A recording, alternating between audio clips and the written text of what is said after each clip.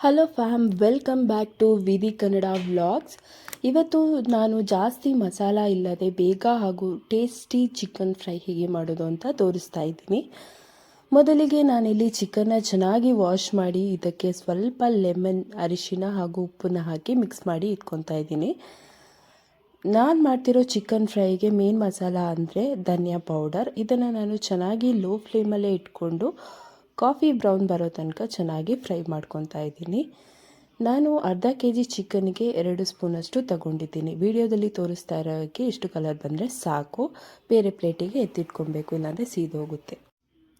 Chicken ಫ್ರೈಗೆ ನಾನಿಲ್ಲಿ 2 ದೊಡ್ಡ onion, 2 spoon ಧನಿಯಾ powder ಹುರಿದಿಟ್ಕೊಂಡಿರೋದು, 1 spoon ಖಾರ ಪುಡಿ, ಶುಂಠಿ ಬೆಳ್ಳುಳ್ಳಿ ಜಜ್ಜಿಟ್ಕೊಂಡಿರೋದು, ಸಾಸಿವೆ, ಜೀರಿಗೆ, ಕರಿಬೇವು ಹಾಗೆ ಕೊತ್ತಂಬರಿ ತಗೊಂಡಿದ್ದೀನಿ.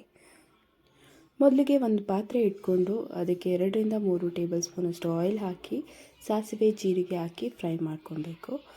ಸ್ವಲ್ಪ ಫ್ರೈ ಆದಮೇಲೆ ನಾನಿಲ್ಲಿ ಬೆಳ್ಳುಳ್ಳಿ, ಶುಂಠಿ ಏನು ತೊಗೊಂಡಿದ್ದೆ ಜಜ್ಜಿಟ್ಕೊಂಡಿರೋದು ಅದನ್ನು ಹಾಕಿ ಹಸಿ ಸ್ಮೆಲ್ ಹೋಗೋ ತನಕ ಫ್ರೈ ಮಾಡ್ಕೊತಾ ಇದ್ದೀನಿ.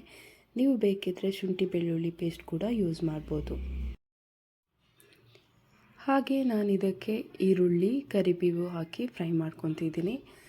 ಈರುಳ್ಳಿ ಸ್ವಲ್ಪ ಗೋಲ್ಡನ್ ಬ್ರೌನ್ ಬರೋ ತನಕ ಚೆನ್ನಾಗಿ ಫ್ರೈ ಮಾಡ್ಕೊಬೇಕು.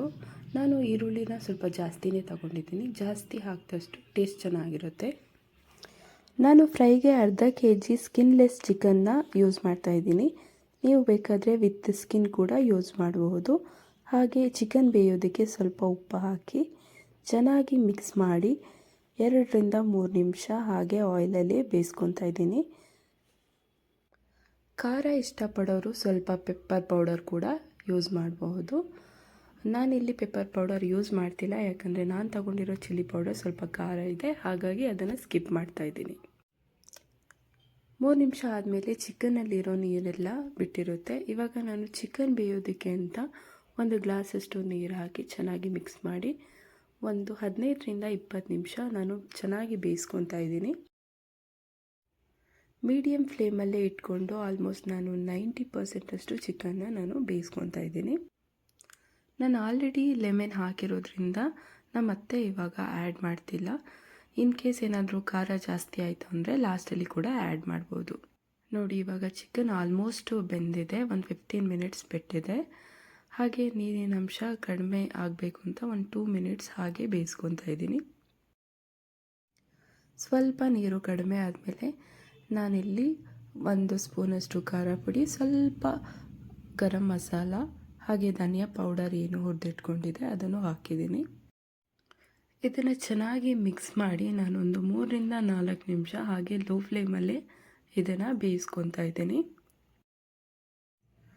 ನೀವು ಕೂಡ ಈ ರೆಸಿಪಿನ ಮನೆಯಲ್ಲಿ ಟ್ರೈ ಮಾಡಿ ಹೇಗೆ ಬಂದಿದೆ ಅಂತ ನನ್ನ ಕಮೆಂಟಲ್ಲಿ ಕಮೆಂಟ್ ಮಾಡಿ. 4 ಮಿನಿಟ್ಸ್ ಆದಮೇಲೆ ಚಿಕನ್ ಚೆನ್ನಾಗಿ ಬೆಂದಿರುತ್ತೆ. ಇವಾಗ ನಾನು ಲಾಸ್ಟಲ್ಲಿ ಕೊತ್ತಂಬರಿನ ಆ್ಯಡ್ ಮಾಡಿ ಚೆನ್ನಾಗಿ ಮಿಕ್ಸ್ ಮಾಡಿದ್ರೆ ಚಿಕನ್ ಫ್ರೈ ರೆಡಿ. ಈ ವಿಡಿಯೋ ನಿಮಗೆ ಇಷ್ಟ ಆಗಿದರೆ ಲೈಕ್ ಮಾಡಿ, ಶೇರ್ ಮಾಡಿ. ಹಾಗೆ ನನ್ನ ಚಾನಲ್ಗೆ ಯಾರೆಲ್ಲ ಸಬ್ಸ್ಕ್ರೈಬ್ ಮಾಡಿಲ್ಲ ಪ್ಲೀಸ್ ಸಬ್ಸ್ಕ್ರೈಬ್ ಮಾಡಿ. ನಿಮ್ಮ ಸಪೋರ್ಟ್ ನನ್ನ ಮೇಲೆ ಹೀಗೆ ಇರಲಿ. ಹಾಗೆ ನನ್ನ ಚಾನಲ್ಗೆ ಆಲ್ರೆಡಿ ಯಾರೆಲ್ಲ ಸಬ್ಸ್ಕ್ರೈಬ್ ಮಾಡಿದ್ದೀರಾ ತುಂಬ ಥ್ಯಾಂಕ್ಸ್. ನಿಮ್ಮ ಸಪೋರ್ಟ್ ಹೀಗೆ ಇರಲಿ. Thank you for watching.